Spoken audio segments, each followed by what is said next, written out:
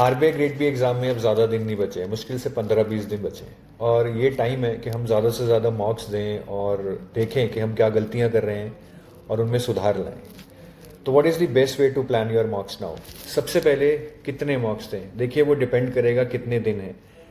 हर 2 मॉक्स में एक दिन का गैप रखिए। अगर मंडे मॉक दिया है तो वेडनेसडे दीजिए।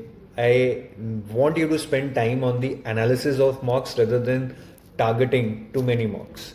और मॉक्स तभी देने का फायदा है जब आप फ्रेश हो, जब आप अपना बेस्ट दे पाए। तो एक दिन का गैप जरूर रखिए। 16 दिन है तो 8 मॉक्स दीजिए, 14 दिन है तो 7 मॉक्स दीजिए। जरूरी नहीं है कि 10 मॉक्स ही देने हैं। अब मॉक्स का पर्पज होता है कि हम अपने आप को एवेलुएट करें।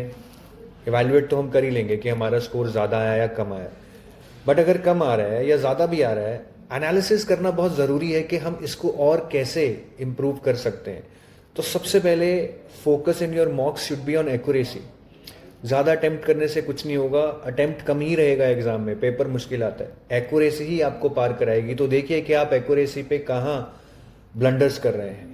दूसरा, री अटेम्प्ट योर मिस्टेक्स। मिस्टेक्स सिर्फ एक बार देखने से नहीं सुधरेंगी, उन क्वेश्चंस को दोबारा करो। बहुत बार ये होगा कि आप उन क्वेश्चंस को सेकंड अटेम्प्ट में ठीक कर लोगे, तो आपको रियलाइज हो जाएगा कि हाँ यार, मैं अगर इस अप्रोच से करूँगा या गेस वर्क में जो चीज़ पहले मेरे दिमाग में आ रही है वहाँ टिक लगाऊंगा तो मेरा क्वेश्चन सही होता है।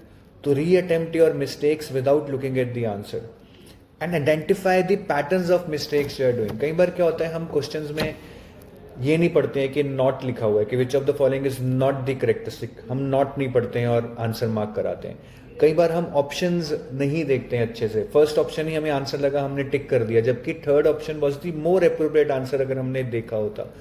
फिर कई बार हमें ऐसा लगता है कि यार हम जीएमए स्कीम्स के क्वेश्चन ही गलत कर रहे हैं, बाकी सब सही हो रहे हैं। तो identify the patterns and work on that. अगर कोई वीक एरिया लगता है जो नहीं होना चाहिए था, उस पर काम किया जाए और अपनी स्ट्रैटेजी को रिफाइन करो। जो भी आपने सीक्वेंस डिसाइड किया है, जो भी आपने टाइम मैनेजमेंट डिसाइड की है कि मैं पहले इजी क्वेश्चंस करूंगा फिर टफ करूंगा, या पहले मैं वन लाइनर करूंगा मल्टीपल स्टेटमेंट करूंगा, उसको और रिफाइन कीजिए। देखिए क्या चेंजेस लाके आप अपने स्कोर को और मैक्सिमाइज कर सकते हैं, किन क्वेश्चंस पे आप टाइम वेस्ट कर रहे हैं, किन गलत क्वेश्चंस को आप उठा रहे हैं। ये सारी चीज़ें एनालाइज करनी बहुत ज़रूरी हैं, तभी मॉक्स देने का फायदा है। Don't just give मॉक्स for the sake of it and overburden yourself कि मुझे 10 मॉक्स देने हैं, 12 मॉक्स देने हैं।